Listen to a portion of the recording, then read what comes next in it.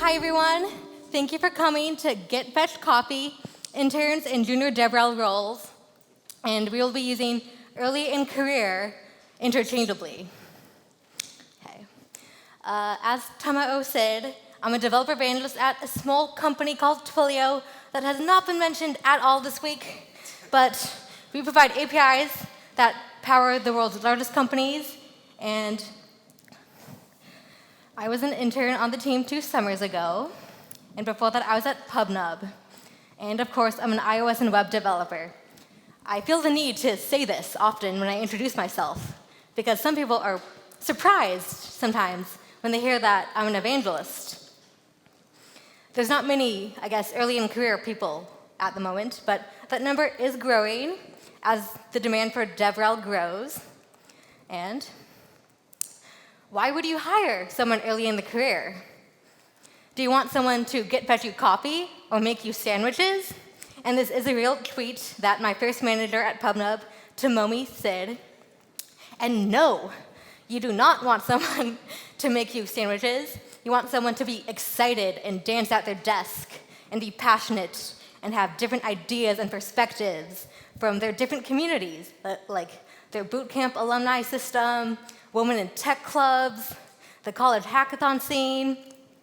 And of course, they will also ask the hard questions.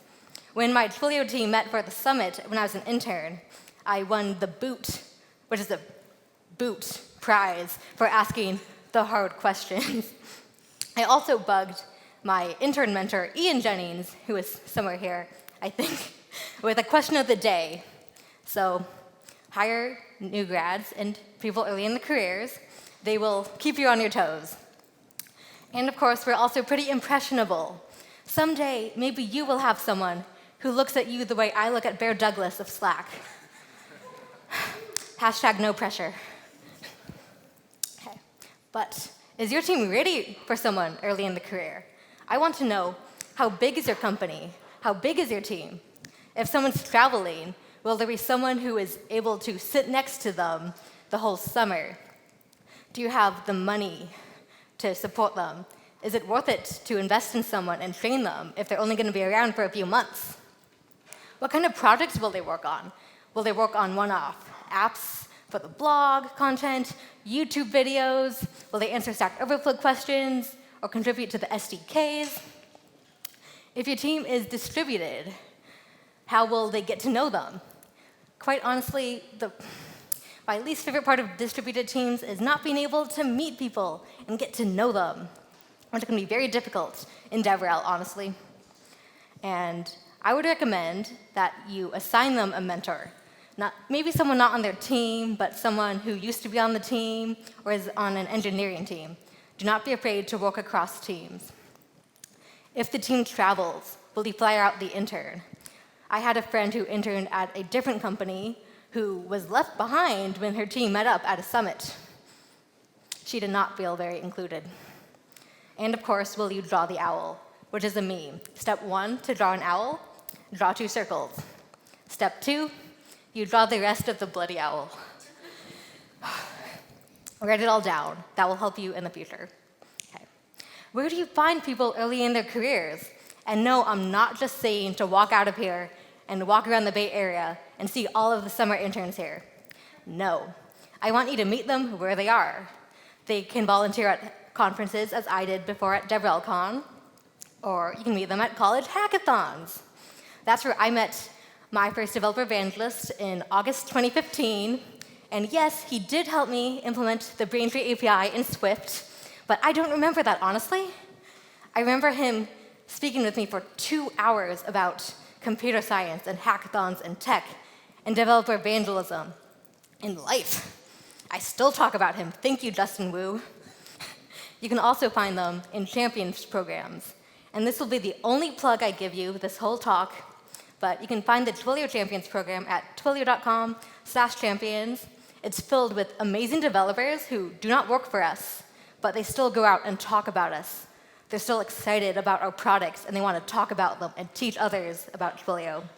Honestly, I don't understand it, but their passion is contagious. Yes. Okay.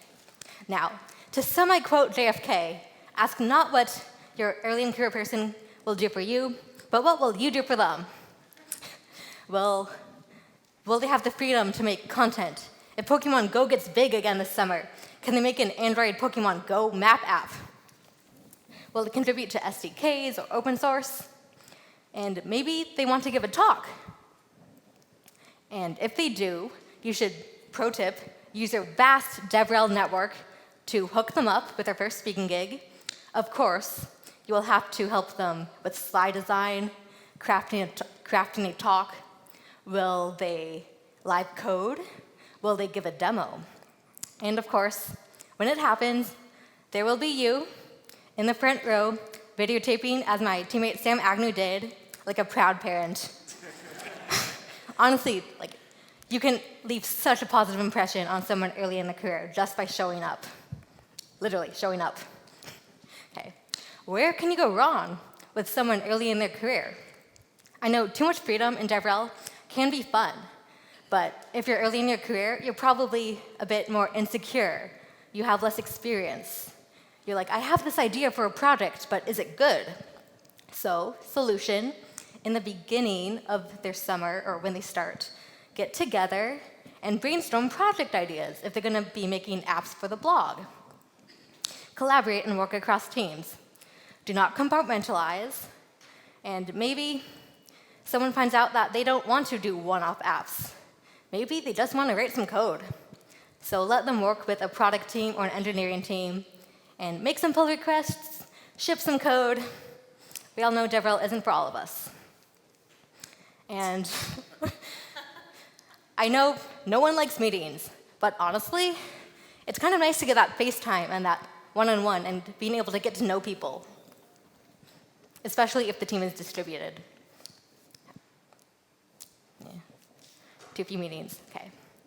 It's not easy being in developer relations. It's not easy being early in your career.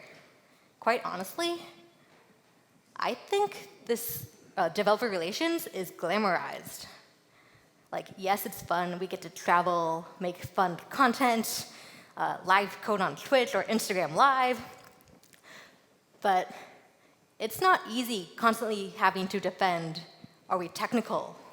And if we're young and we took a different path, having to say, you know what, I took a different path than you, but that doesn't mean that someone did not work hard or did not earn it.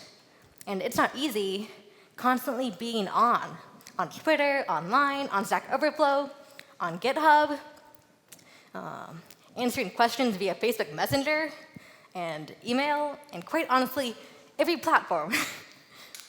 Although it's fun to give back, but it's a lot being online. And also at events. Events are fun, but they do get tiring.